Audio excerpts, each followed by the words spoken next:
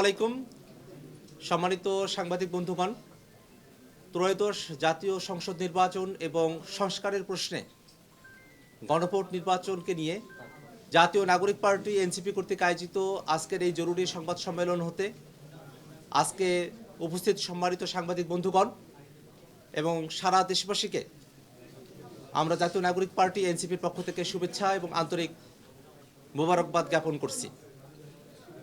আপনারা জানেন সকলে, বাংলাদেশে ২৪ অভ্যুত্থানের মধ্য দিয়ে আমরা ফ্যাসিবাদী কাঠামোর বিলোপ চেয়েছি।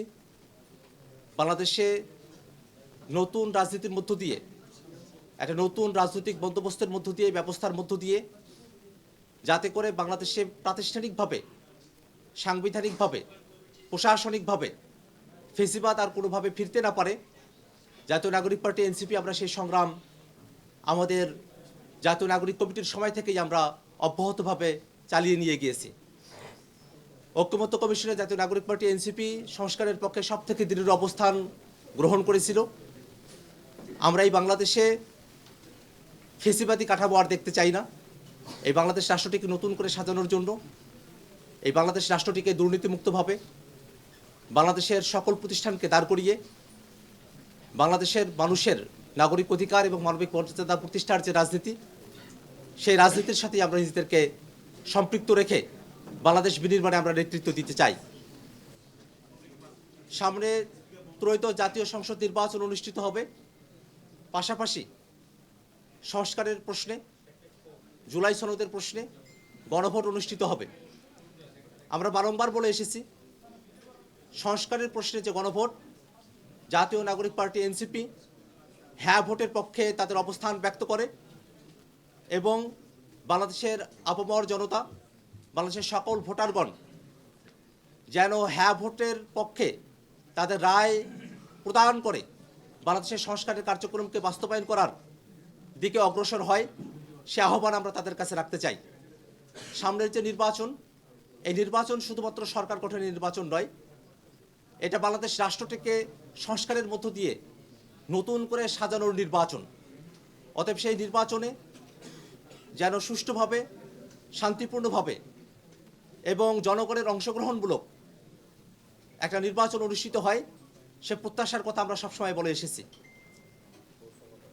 নির্বাচনকে ঘিরে এক ধরনের অনিশ্চয়তা, নির্বাচনকে ঘিরে এক ধরনের সহিংসতার বিষয় এবং সম্প্রতি আমরা খেয়াল করে দেখেছি, নির্বাচনের তফসিল ঘোষণা করার পরদিনই আমাদের ভাই শরীফ ওসমান হাদিকে প্রকাশ্য দিবালোকে গুলি করে এবং পরবর্তীতে তাকে শহীদ করা হয়েছে।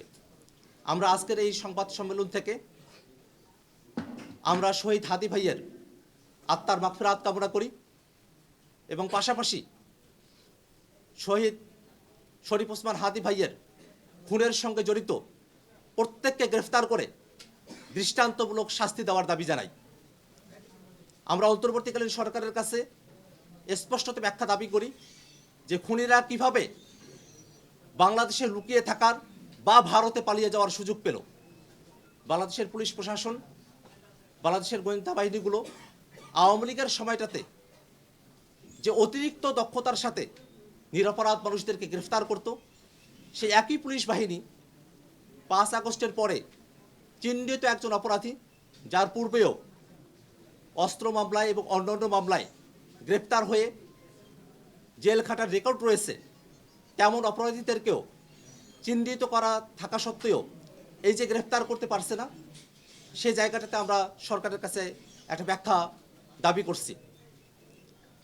পাশাপাশি আমরা জাতীয় সংসদ নির্বাচন এবং গণভোট যেন শান্তিপূর্ণ প্রক্রিয়ায় এবং একটা সুষ্ঠু গ্রহণযোগ্য নির্বাচন অনুষ্ঠিত হয়, সেই জন্য সকল ধরনের ব্যবস্থা নেওয়ার জন্য সরকারের কাছে আমরা আহ্বান জানাই।